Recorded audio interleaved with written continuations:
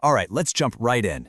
In the world of diplomacy and statecraft, we often use game theory to see what's really going on behind the headlines. And today, we're going to apply it to the ongoing tensions between the US and Iran. It's an incredibly high-stakes game, and believe me, the rules are almost never what they seem on the surface. So this is the big question, right? How does a global superpower, the most powerful country in the world, get played into a war that nobody really wants? Well, to answer that, you have to throw out the conventional wisdom about military might. Because when you really start digging into the strategic dynamics at play, the predictions for how a conflict could unfold, they get pretty startling and honestly, deeply counterintuitive. You know, if you look at this through a pure game theory lens, you get some truly shocking predictions. The analysis suggests, for example, that a US ground invasion becomes highly likely. But the use of nuclear weapons? Not so much. For our purposes here today, we're going to focus on unpacking the logic behind those first two predictions. The why of it is what's so fascinating. Okay, so first things first, we need to get our heads around a core concept in military theory, something called the escalation ladder. For decades, this idea has pretty much shaped how all the top strategists think about war, and it really only focuses on one thing: dominance. The idea of escalation dominance is actually pretty simple. Think of it this way. If you and I get into an argument and I've got a knife, but you pull out a gun, well, you have escalation dominance. You can take the conflict to a level that I just can't match. And the thinking has always been that the side with the biggest, most powerful weapons, we're talking nuclear arms here, will always win because they completely dominate the top rungs of that ladder. But, and this is the huge question we're digging into today, what if that entire theory is flawed? What if the key to actually winning isn't about raw power at all? What if it's about something much more subtle, something like strategic control? As we're about to see, a player with more flexibility can often manipulate a much more powerful, dominant player into basically destroying themselves. To really get this, let's step away from the global stage for a second and think about something much simpler. Let's just imagine a school cafeteria. This is the perfect place to see these abstract ideas of dominance and control play out in a really clear, straightforward way.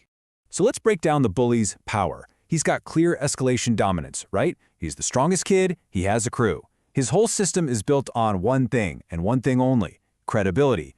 Everyone in that cafeteria has to believe that if they cross him, he will react with overwhelming force. But here's the thing, that's also his biggest weakness. It makes him completely predictable, and it really limits his options. And then one day, a new kid shows up, and he doesn't try to challenge the bully with brute force. He's not trying to win a fistfight. Instead, he uses control. He stays calm, he ignores the taunts, and he carefully calibrates his responses. Now, calibration is the key word here. It just means choosing the perfect time, the perfect place, and the perfect intensity for your response, instead of just reacting blindly. He's creating strategic flexibility for himself, and that forces the bully to react to him. And this is where it all comes together. The bully, whose entire power structure depends on everyone thinking he's the toughest, is now forced to constantly escalate to prove it. The new kid's calm, calibrated defiance keeps baiting him into overreacting. And eventually, the bully starts a fight he can't possibly justify, he loses the support of the crowd, and his whole system just collapses.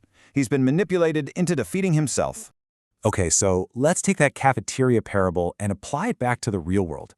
Because the strategic dynamic between the United States and Iran, it follows this exact same pattern. In this scenario, Iran is playing the part of the new kid, using control and calibration, while the US is positioned as the bully, relying almost entirely on dominance. And I mean, the contrast in their strategies is just stark. Iran's posture is active, it's proactive. It has a very clear, tangible goal: control the Strait of Hormuz and push the US out of the region. That clarity allows for all kinds of flexible, calibrated responses. The US, on the other hand, is kind of forced into this passive, reactive mode. Its goal is vague, destroy Iran, which doesn't really mean anything specific. And that creates a very rigid, very predictable path of escalation. Now just look at their two escalation ladders. The US ladder is way taller, right? It ends with nuclear weapons. That's pure dominance. But now look at Iran's ladder. Every single step offers incredible strategic flexibility. For example, closing the Strait of Hormuz isn't just an on-off switch. They can do it selectively. They can let a Chinese oil tanker pass while stopping a European one, applying precise political and economic pressure. That is control. But wait, there's another huge piece to this puzzle.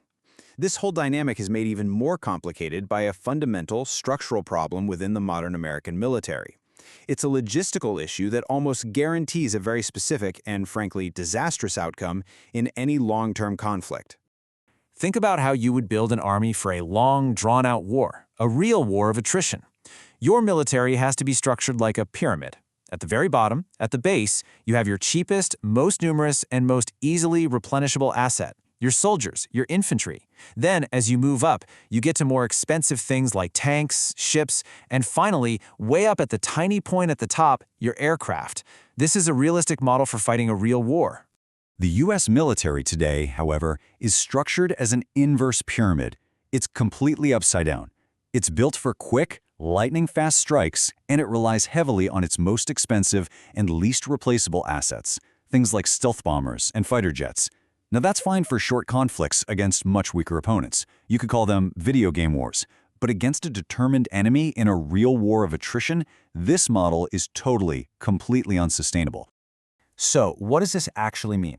Well, the crucial takeaway is this. If the United States gets drawn into a long war with Iran, it cannot win with its current structure. It's just not possible.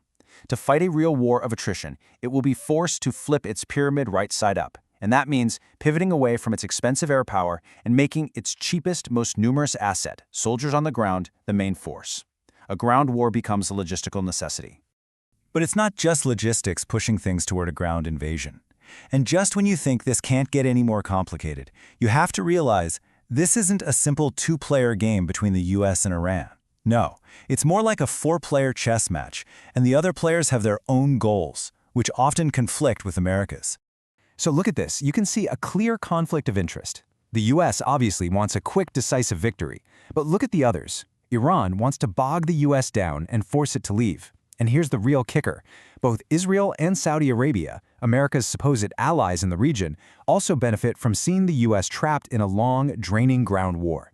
It weakens a global rival, and from their perspective, it deals with Iran at America's expense. And that right there, that brings us to our second prediction. If the real goal for players like Israel and Saudi Arabia is to bleed American resources, political will, and military strength in a long, painful war, then a nuclear strike is the absolute last thing they want. Why? Because a nuke ends the war quickly. It prevents the very long, grinding conflict that actually serves their ultimate strategic goals. So let's tie all these different threads together now. We can connect the theory of control over dominance, the logistical reality of that inverse pyramid, and the complex four-player chess game to finally understand those initial predictions. So, you see, a ground war becomes the most likely outcome, not because the U.S. wants it, but because its own logistical structure demands it in a long war, and because other major players in the region will strategically manipulate events to make sure that long conflict happens. And nuclear weapons stay off the table for the exact same reason. A quick ending doesn't serve the interests of those who are manipulating the dominant power. And this all illustrates a much bigger point about modern conflict. Victory in the 21st century isn't just about who has the most advanced fighter jets or the biggest tanks. It's fought across these other dimensions: the global narrative, the political landscape, the economic pressure. The actual military fight itself can often be the least decisive part of the entire equation. And that really leaves us with one final provocative thought. If a smaller, more focused, and more calibrated player can strategically outmaneuver a lumbering giant that only relies on dominance, where else in the world might we be fundamentally misreading a conflict? What other seemingly lopsided matchups out there might have a very, very different outcome than we expect?